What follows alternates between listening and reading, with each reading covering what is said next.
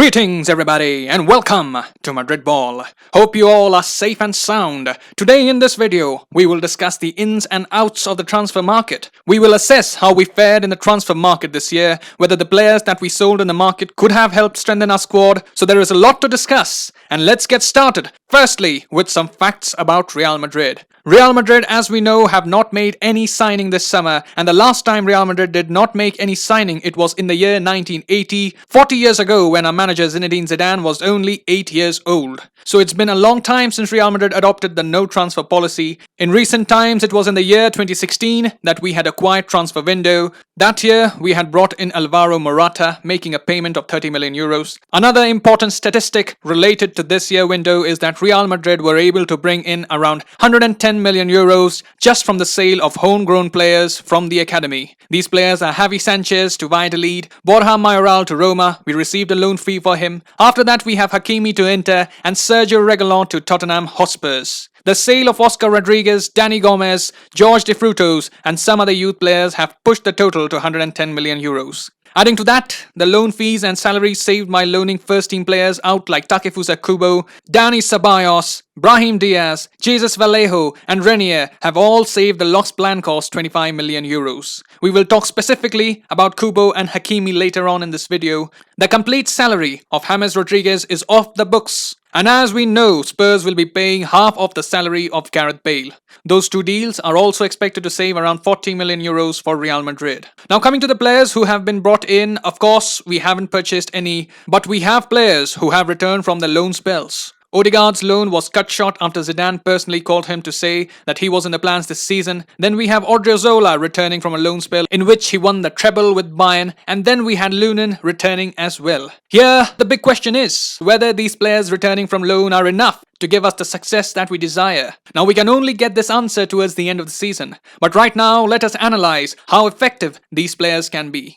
It would be fair to say that out of the players that we have added for the 2020-2021 season, only Odegaard looks like he may be a fixture in the starting lineup for Real Madrid. He was one of the best players of La Liga last season and the expectations are high from him, but right now, getting into the midfield is going to be very tough for any player. The style that Odegaard has, we saw Zidane use him in his preferred position in the first game of the season against Sociedad. He played for 60 minutes there. The following game against Betis, he got 45 minutes. It was not a good showing. He was not used in the match against Valladolid, and then he came on after 85 minutes against Levante. He also has to face tough competition from the likes of Fede Valverde, who is also in contention to fight for a place in the starting lineup. So it's going to be very difficult for him. The next 8 to 10 games will tell us much more about Odegaard, how he may be used by Zidane, and how important a player he will be this season. Will he be able to establish himself in the starting lineup, or will he be a squad rotation player? We will find out, because right now, at this moment, he certainly can't play the role that Casemiro plays, and frankly speaking, it will be very difficult to overthrow Kroos. And Modric, as we know, has been giving us 8s and 9s with his performance on the pitch. So that is the quality that Odegaard is up against.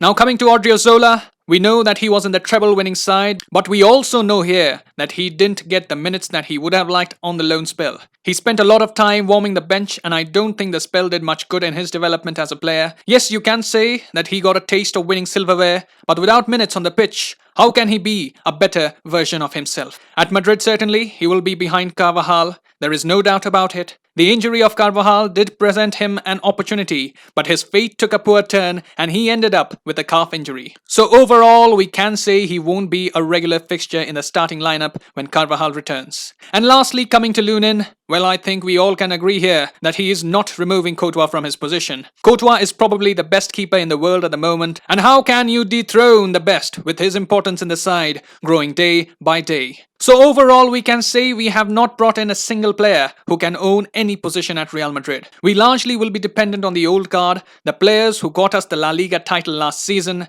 All we can hope now is that the players that won us so many trophies continue to have the hunger, continue to be in the best physical shape, and keep getting good results throughout the season. It will be difficult without the addition of quality players. Before the season began, I don't know how many of you were there as my subscribers when I had uploaded the video of areas that we needed to strengthen at Real Madrid. There I had spoken about needing a backup for Carvajal and Casemiro. For Carvajal, we have got a backup, but I think the feeling amongst most Madridistas must be that we should have kept Hakimi. He could have been very handy for us. He is good going forward, and especially now that both of our right backs are injured, we do feel the need for this man. Yes, Hakimi didn't want to be a backup and fight for a place in the starting lineup. He wanted regular minutes at his age, which is very much understandable, but it would have been great had he stayed with us for this season.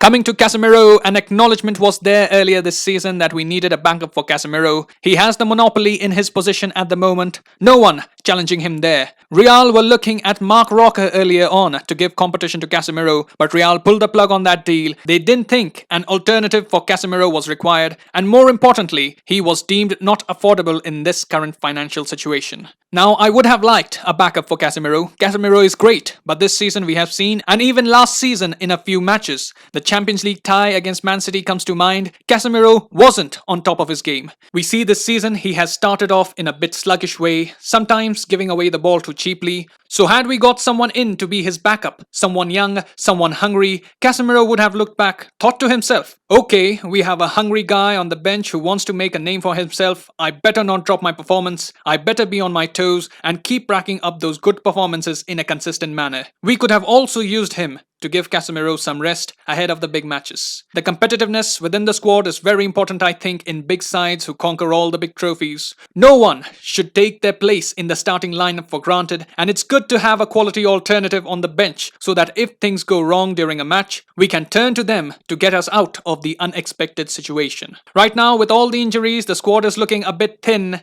Hopefully, Lady Luck will smile upon Real Madrid and we don't have any more injured players. Some players that have moved on loan include the likes of Brahim and Kubo. Both are talented, but there is an issue with Kubo at Villarreal. Real Madrid and Kubo had expected to get more minutes, but up till now, he has not received the time on the pitch that he would have liked, and Real at the moment are concerned about his lack of playing time. The manager, Unai Emery, is trusting the more established players right now, rather than giving time to a budding talent like Kubo. It is said that come the winter transfer window, if Real don't see any progress in the situation of Kubo, they may proceed to terminate his loan deal and look for other alternatives. So those are the major talking points of the past transfer window. We usually associate Mr. Florentino Perez with Galactico signings, but this time Real Madrid have taken a cautious approach, considering that a lot of money is being used in the renovation of the Bernabeu, and there is also the theory that we are saving all we can to bring Mbappe next year in 2021. He is going to be costly, and we want him next summer.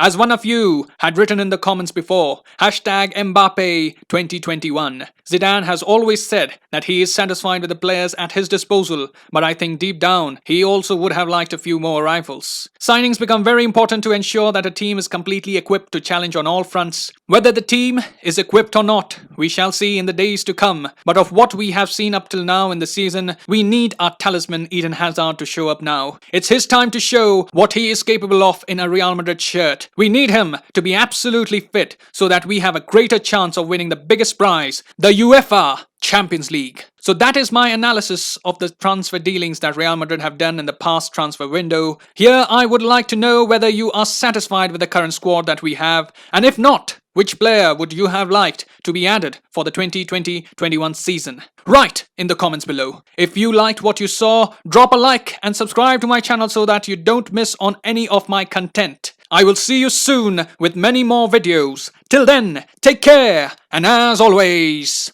Hala Madrid. Yeah.